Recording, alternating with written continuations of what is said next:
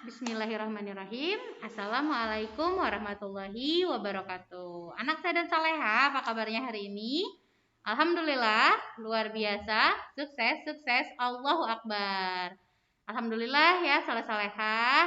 Hari ini kita bisa bertemu ya, sebagian bertemu langsung, tapi mungkin sebagian lagi masih PJJ di rumah ya. Tapi jangan khawatir, nanti akan tiba gilirannya begitu ya, Saleh-Saleha ya.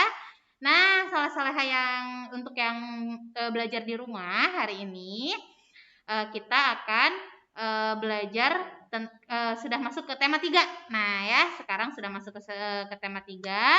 Nah, mungkin belum semua yang mengambil buku, tidak apa-apa ya. Nanti bisa Bu Gina fotokan dulu untuk sementara ya. Nah, Saleh-Saleha hari ini kita kira-kira nih ya, kita akan belajar apa? Coba kita lihat ya. Oke, hari ini alhamdulillah kita sudah masuk ke tema 3, subtema 1, pembelajaran yang pertama. Nah, untuk hari ini kita akan fokus di PPKN dan matematika ya. Nah, siapkan energimu. Oke, untuk PPKN kita akan mempelajari tentang pengamalan sila ke-1 dan kedua dalam kehidupan sehari-hari. Nah, ini mungkin hanya mengulang saja ya, Saleh-Saleha ya. Dan yang kedua adalah menjelaskan dan mengurutkan nilai kesetaraan pecahan mata uang.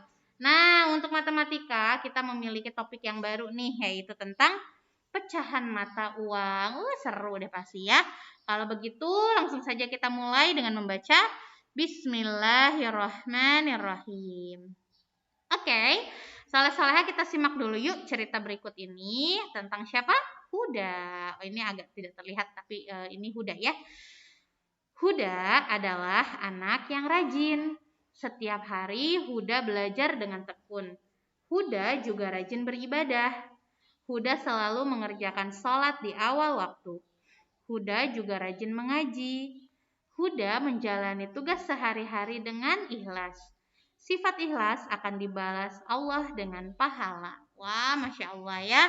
Jadi ini cerita tentang teman kita yang di mana, yang di entah di luar sana ya, yang bernama Huda, yang merupakan anak yang rajin, belajarnya selalu tekun, ibadahnya juga rajin, kalau sholat selalu di awal waktu, dan yang terpenting adalah segala sesuatu yang ia kerjakan selalu dikerjakan dengan ikhlas ya.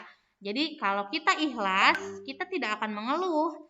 Banyak PR, banyak tugas. Kalau kita memang menjalani dengan ikhlas, insya Allah tidak akan mengeluh begitu ya. Kita akan merasa sangat-sangat mudah begitu. Nah, Saleh-Saleha juga boleh ya, apapun yang Saleh-Saleha lakukan di rumah, kita mulai dengan hati yang ikhlas supaya tidak ada beban dan tidak terasa berat ya. Dan tentunya ada bonus nih, yaitu pahala dari Allah, luar biasa ya, Masya Allah. Oke. Nah, kalau tugasmu bagaimana nih dengan tugasmu sehari-hari? Coba ceritakan kegiatan rutin yang kalian lakukan sejak bangun tidur di pagi hari. Nah, tuliskan cerita kalian pada buku tulis halus ya kalau ada. Kalau tidak ada nggak apa-apa, buku tulis biasa ya. Nah, jadi coba Soleh-Soleha ceritakan ketika di pagi hari apa saja sih yang Soleh-Soleha lakukan. Kapan Bu? Waktu sekolah atau waktu libur? Silahkan, boleh ya. Mau waktu sekolah daring boleh, mau waktu libur boleh. Jadi silahkan ceritakan dari mulai bangun tidur ya.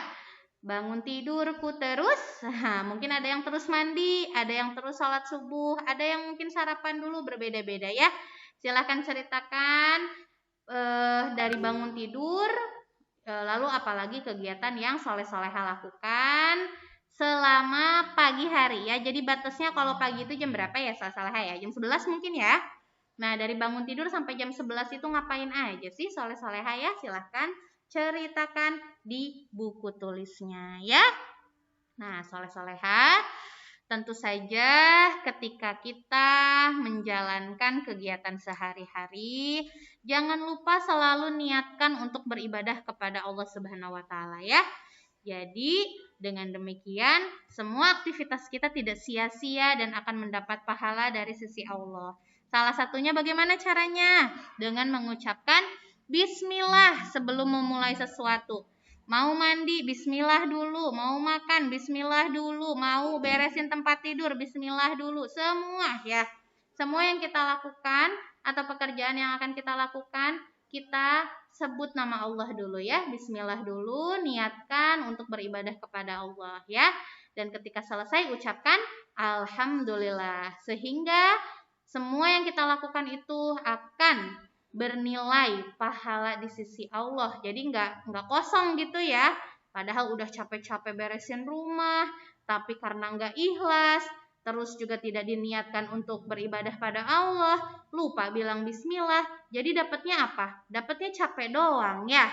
Tapi kalau kita niatkan untuk beribadah kepada Allah, selain lelah yang kita dapat, juga ada pahala yang kita dapat ya. Mau yang mana? Mau capek aja atau plus pahala? Yuk. Oke ya.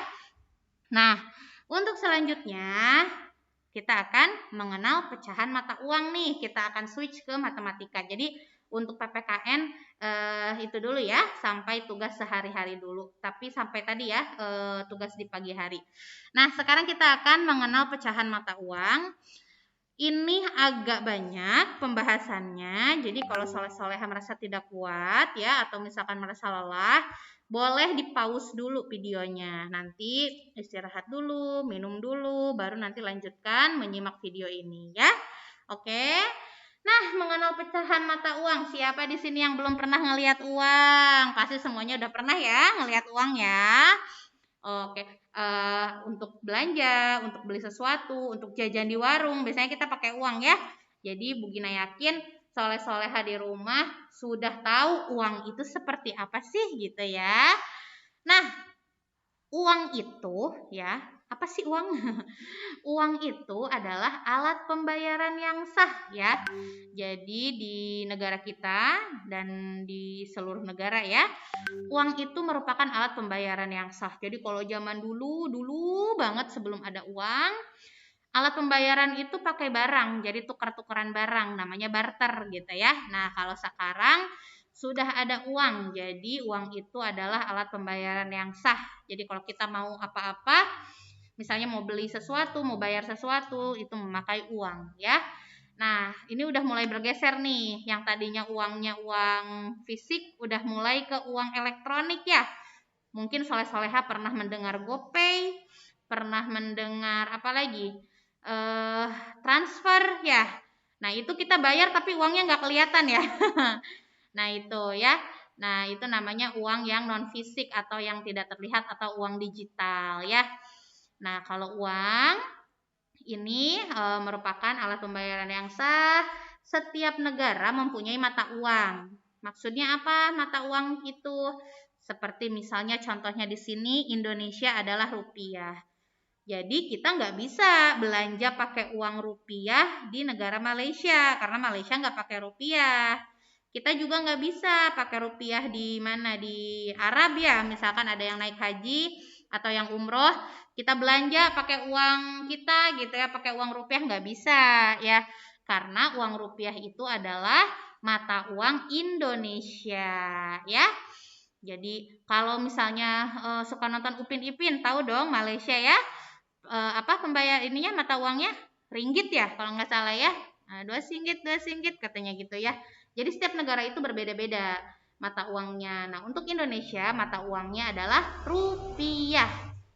Oke. Nah, ada 2 jenis pecahan mata uang.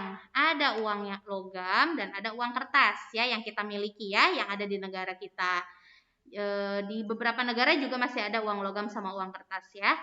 Nah, uang logam itu bentuknya seperti ini. Nah, biasanya kalau kita mendapatkan uang logam ini kalau kembalian gitu ya, suka dapat uang ini nih.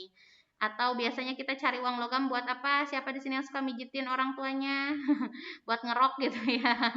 Bisa dipakai juga ya, jadi multifungsi.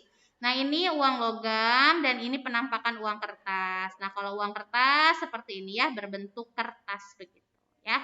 Ini ada percetakan khususnya, jadi nggak bisa kita bikin sendiri. Oke, nah sekarang kita lihat bagian-bagian dari uang logam ya. Ini contohnya nih, ada uang 100 rupiah, ada uang 500 rupiah, ada 200 rupiah, dan ada 1000 rupiah. Ini adalah uang-uang logam yang ada di negara kita. Kalau dulu zaman Bu Gina kecil itu Bu Gina masih mengalami uang logam 25 rupiah. Terus ada juga 50 rupiah gitu ya. Nah, kalau sekarang yang 25 dan yang 50 rupiah udah jarang banget ya, nyaris nggak ada. Yang banyak beredar di pasaran atau yang banyak beredar di luar itu dari 100, 500, 200, 1000 ya. Nah, sekarang kita kenalan dulu ya sama bagian-bagian uang logam. Yang pertama, kalau di sini ya uang 100 rupiah ditulis seperti ini. Rp 100,00. Dibaca 100 rupiah. Ini maksudnya apa Bu Gina? Rp di sini ya. Ini merupakan singkatan dari kata rupiah. Ya. R-nya besar, P-nya kecil. Ya. Ini disebut rupiah. Jadi kalau Rp 100 berarti 100 rupiah. Artinya ini adalah uang Indonesia, ya. Nah, kok ini ada koma 00 sih di belakang? Nah, koma 00 di belakang ini merupakan ciri bahwa ini adalah mata uang. Ya. Jadi kalau kita sebentar ya, coba kita pakai pointer misal. Kita hilangkan 00-nya, kita hilangkan Rp-nya, jadi 100 ya, 100 biasa gitu. Seperti bukan uang, jadi seperti kalian menghitung matematika gitu ya, 100 gitu ya. Nah, tapi ada Rp dan ada koma 00 di belakang, itu untuk menandakan bahwa ini adalah mata uang, seperti itu ya. Nah, lalu untuk yang ini, untuk yang 1000, nah lihat ya di sini uang 1000 rupiah. Cara nulisnya itu ada titik di sini ya. Jadi 1000 itu 1.000. Nah, ini untuk memisahkan nilai ribuan. Nah, ke nilai tempat ya. Satuan, puluhan, ratusan, dan ribuan. Nah, kalau ribuan memang kita pisahkan pakai titik begitu ya. Sampai sini paham ya, soleh-soleha ya untuk bagian-bagiannya. Nanti kalau ada yang kurang jelas silahkan videonya diulang atau boleh tanyakan langsung ke Bu Gina. Kita lanjut ya. Nah, kalau dilihat dari uang logam saat ini, uang 100 rupiah merupakan pecahan uang logam terkecil. Ya, seperti yang tadi Bu Gina bilang, waktu zaman Bu Gina itu ada pecahan logam 25 rupiah sama 50 rupiah. Mungkin zamannya mamah atau ayah bundanya soleh-soleha juga mungkin masih mengalami uang logam 25 rupiah sama 50. Tapi hari ini, saat ini 100 rupiah lah pecahan uang logam terkecil. Sedangkan uang yang terbesarnya atau logam terbesarnya adalah 1000 rupiah ya. Belum ada 2000, belum ada 5000 yang logam ya. Jadi uang logam kita yang paling kecil adalah 100 dan yang paling besar adalah 1000 begitu ya. Nah, bagaimana dengan uang kertas? Nah, uang kertas ini mungkin kita lebih banyak melihat ya, sudah lebih sering melihat begitu. Ada uang 1000 rupiah. Nah, karena ini 1000, ribuan dipisahkan titik ya.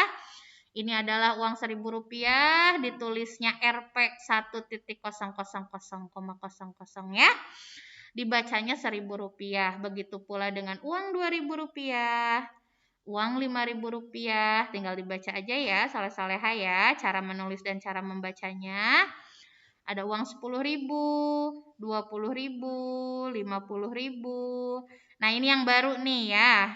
Ini bukan uang 10.000, maksudnya 75.000 ya. Ini salah ketik kayaknya ya, maaf ya. Dan yang terakhir adalah uang 100.000 rupiah. Ini bukan 20.000, ini kayaknya salah ketik. Oke, ini Bu Gina ini dulu ya. Bu Gina betulkan dulu. Uang ini kayaknya seperti 75.000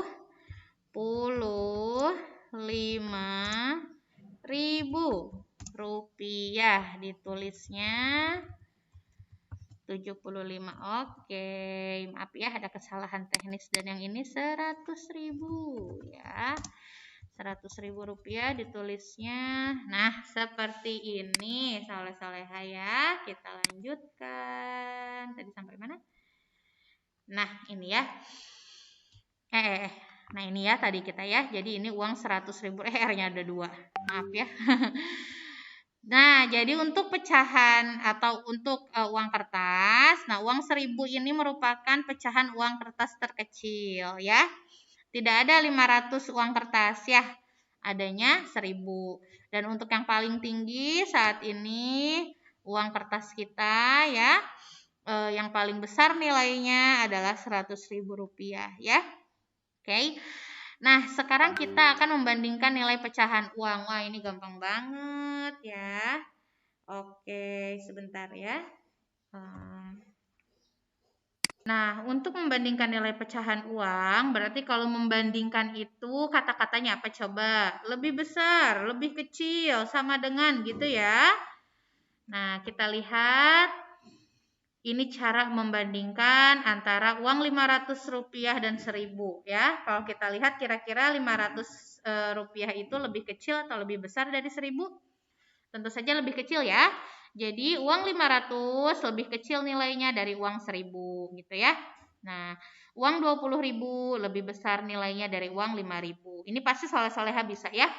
Karena untuk membandingkan uang itu sama saja seperti membandingkan angka ya, nggak jauh beda gitu. Cuma sekarang yang dibandingkan uang. Jadi sudah paham ya soleh-soleha ya, mana yang lebih kecil, mana yang lebih besar ya. Nah, kalau untuk mengurutkan nilai mata uang juga soleh-soleha pasti sudah bisa ya. Urutan dari yang terbesar nilainya adalah, nah ini misalkan ada uang nih 2.000, 10.000, 1.000, dan 5.000. Tugas kalian adalah mengurutkan dari yang terbesar, berarti yang terbesar itu di antara keempat ini yang mana? 10.000, lalu disusul 5.000, disusul oleh 2.000, dan terakhir 1.000 ya. Ini adalah urutan dari yang terbesar, oke? Nah, kalau ini urutan dari yang terkecil, nah ini juga sama sebetulnya ya. Jadi sama saja seperti mengurutkan bilangan soleh-soleha, cuma bedanya ini pakai uang gitu ya. Ada 4 buah uang ya. 20.000, 100.000, 50.000, dan 5.000. Ketika kita mengurutkan dari yang terkecil, berarti kita mulai dari 5.000, lalu ke 20.000, ke 50.000, dan ke 100.000. Oke. Nah, itu saja mungkin soleh-soleha ya. Jadi hari ini untuk matematikanya kita sudah mengenal mata uang, lalu kita sudah belajar membandingkan dengan lebih besar lebih kecil dan mengurutkan ya dari yang terkecil ke yang terbesar dan sebaliknya dari yang terbesar ke yang terkecil. Nah, ini tugasnya hari ini ya. Jadi banyak tugas yang harus dikerjakan di buku tema 3, tapi bagi yang belum ada bukunya tenang aja, Bu Gina akan fotokan bukunya ya. Yang pertama adalah menuliskan kegiatan di pagi hari tadi ya. Kalau ini di mana? Di buku tulis, begitu ya. Lalu yang kedua, ketiga, keempat, dan kelima itu ada di buku tema 3 ya. Yang kedua menuliskan nilai mata uang halaman 5, membandingkan uang logam di halaman 7, menuliskan mata uang kertas di halaman 18 sampai 19 dan mengurutkan nilai mata uang kertas dari halaman 19 sampai 20. Nah, ini nanti akan Bu Gina fotokan tugas-tugasnya ya, karena belum semua mengambil buku begitu ya. Oke deh, soleh-soleha, itu tadi. Untuk materi hari ini ada 2 ya, PPKN dan matematika. Tadi memang agak banyak pembahasannya ya, tapi tidak apa-apa. Kalau soleh-soleha merasa capek misalnya ya, boleh istirahat dulu lalu lanjut lagi ya. Oke deh. Kalau begitu soleh-soleha kita akhiri dulu pembelajaran kita hari ini dengan mengucapkan hamdalah. Alhamdulillahirabbil alamin. Istighfar 3 kali, astagfirullahalazim, astagfirullahalazim, astagfirullahalazim, dan doa penutup majelis, subhanaka Allahumma wa bihamdika asyhadu alla ilaha illa anta astaghfiruka wa atubu ilaik. Oke, tetap semangat ya soleh-soleha ya. Kita sama-sama berdoa semoga kita bisa kembali lagi ke sekolah. Terima kasih. Wassalamualaikum warahmatullahi wabarakatuh. Dadah.